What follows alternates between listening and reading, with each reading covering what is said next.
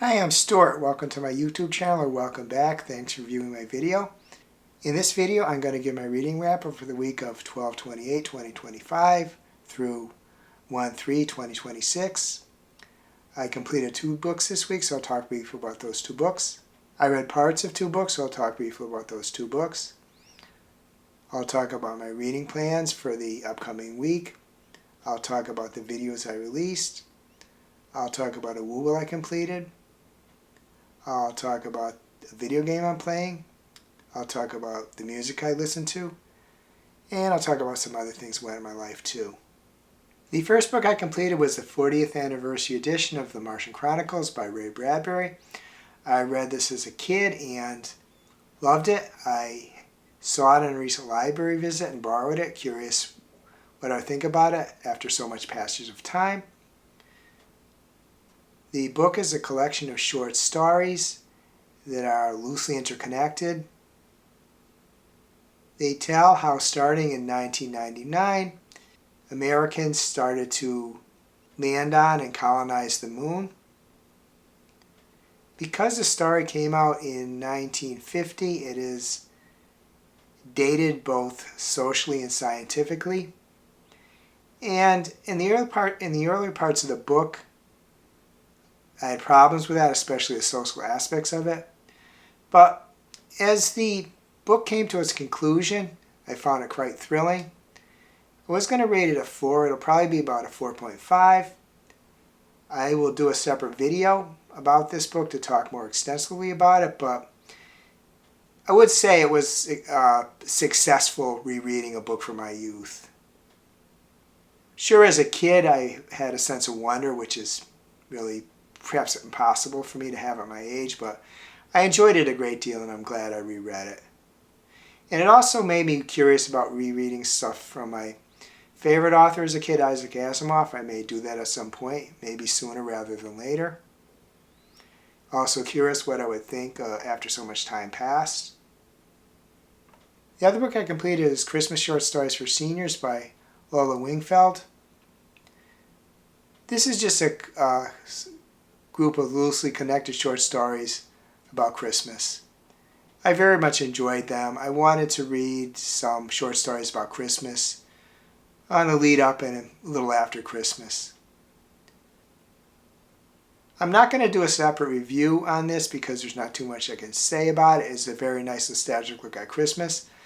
I will say that I don't think you have to be a senior to appreciate this book. I think you can enjoy that at any age, really.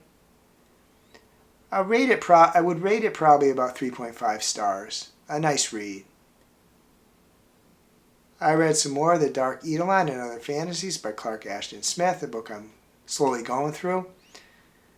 One thing I want to mention about that book, which I didn't mention before, is that he occasionally delves into science fiction, which is kind of interesting. And a bit of a negative thing, though, there was just one statement, but I thought really it was kind of an anti-Semitic statement. Up to this point, I wouldn't say he had anything that was racist, as you would find in Lovecraft's works.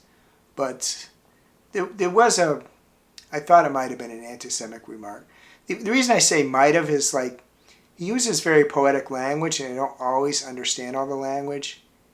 I'm not quite willing to study it, but I do really enjoy the poetic language.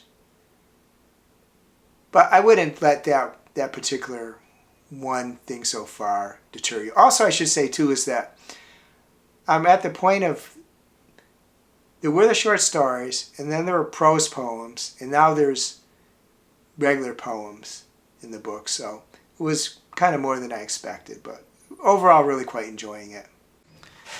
Another book I read some of is Haunted Connecticut, Ghosts and Strange Phenomena of the Constitution State by Cheri Farnsworth. This is another book I'm just going through gradually. I had picked it up on my last Barnes & Noble visit. It was near the checkout counter, and it was leading into Halloween, and reading some ghost stories about my home state is something that interests me. I am enjoying them. Just working through it gradually. I did decide to do a readathon, and that readathon is Cozyathon January 4th through 11th. It is a readathon created and moderated by Steph at Steph as part of her Patreon and Discord. There is 9 prompts on the graphic for this readathon.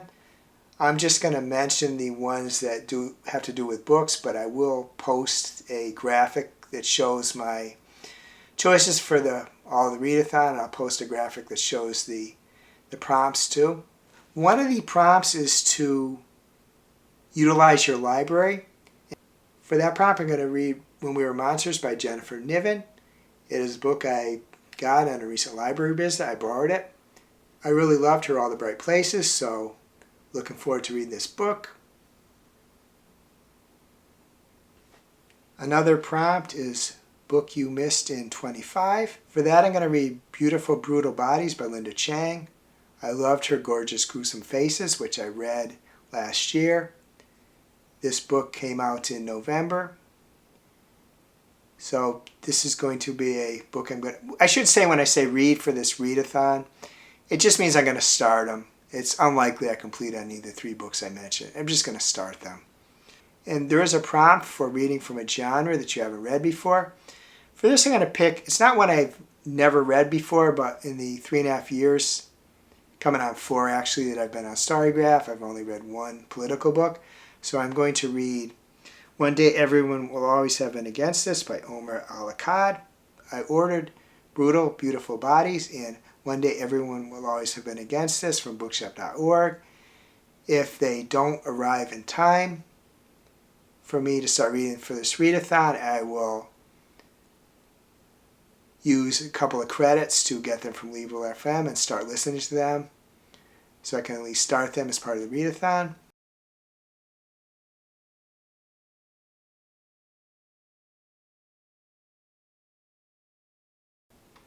I released 2 videos this week. They were reading wrap-up for the week ending 12/27/2025 and 2 years as a booktuber and Q&A.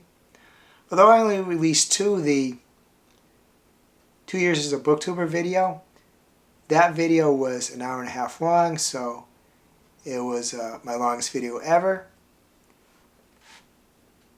It took quite a while to edit it, but I think it came out pretty well. I got a lot of questions, which I appreciate.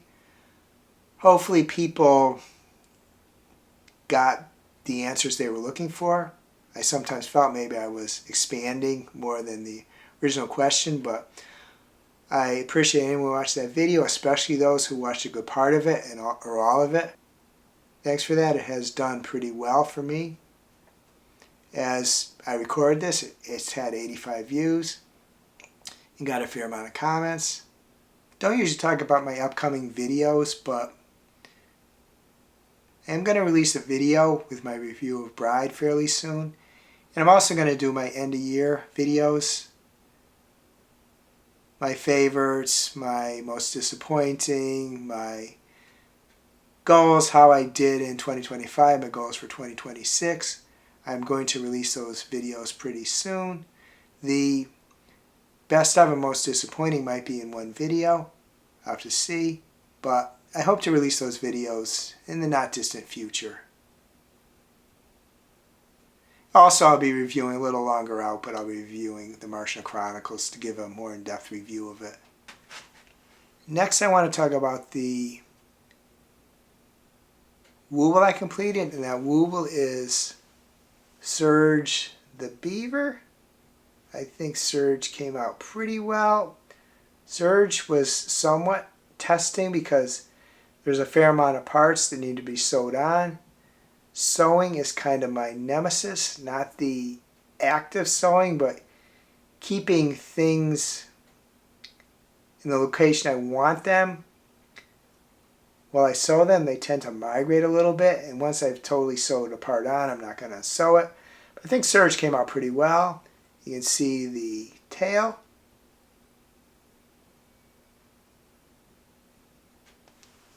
As far as video games I'm playing, I continue to play Fantasy Life I, The Girl Who Steals Time.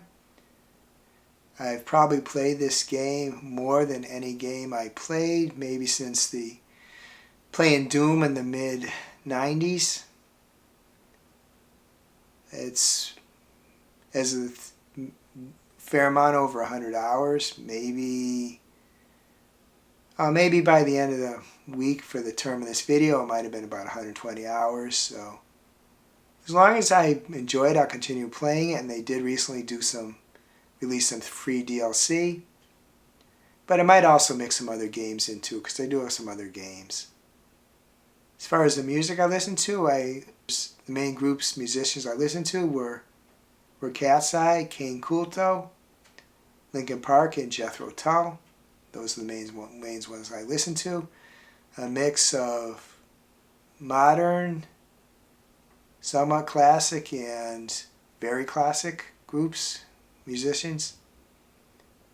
One thing I would like to do a little more of is just sit and listen to music. I used to do that a lot when I was younger. Now I listen to music a fair amount, but it's mostly background, and it takes a lot longer to get familiar with the songs when you listen to it as background. I like to just relax and listen to it sometimes. Not that I can't. I have the time to do what I want, but I just don't. Went out to eat a few times, went out to the local mall, walked there.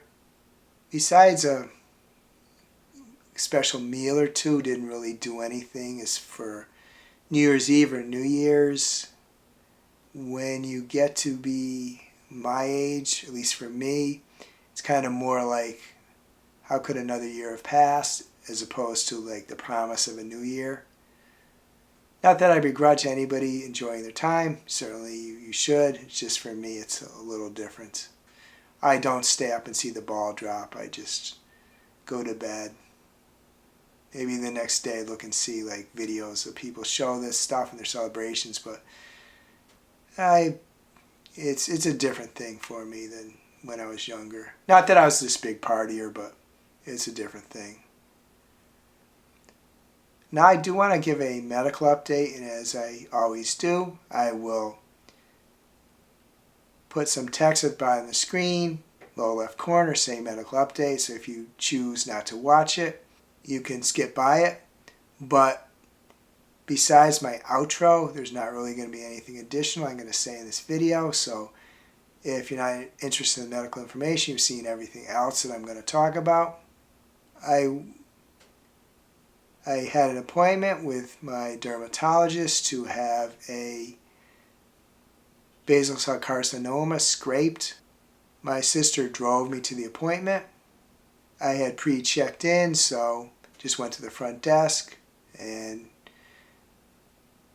the receptionist checked and had all the information she needed, so I sat down, read a little bit on my phone, then I got called in.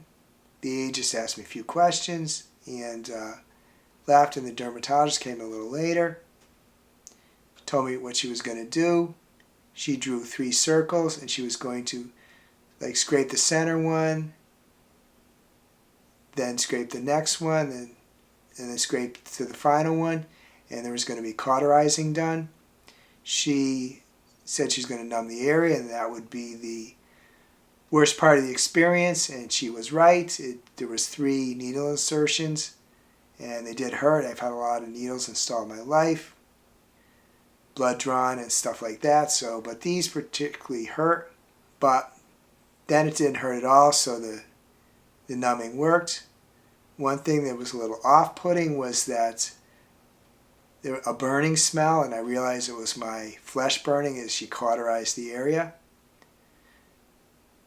She got done, she put dressing on it, told me the aftercare, which was for 2 to 3 weeks, wash it once a day, put Vaseline and a Band-Aid on it, I guess because the area needs to be moist, and just, keep a look at it, and they will check it when I go in again, which is November 2026.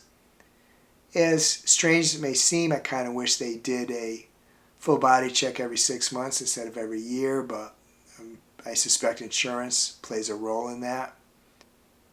But it was a quick procedure. She's very nice, the dermatologist, and didn't need to check out because I had already made my appointment. when I was there in my previous visit. On the way home, my sister drove through the Panera drive-thru. We got something to eat. So I was glad to get the procedure done. It's one more doctor, but it was kind of inevitable. I would be interested in knowing how your reading week went, what books you're reading. I'll also be interested in knowing what music you're listening to. If you'd like to let me know, please add a comment.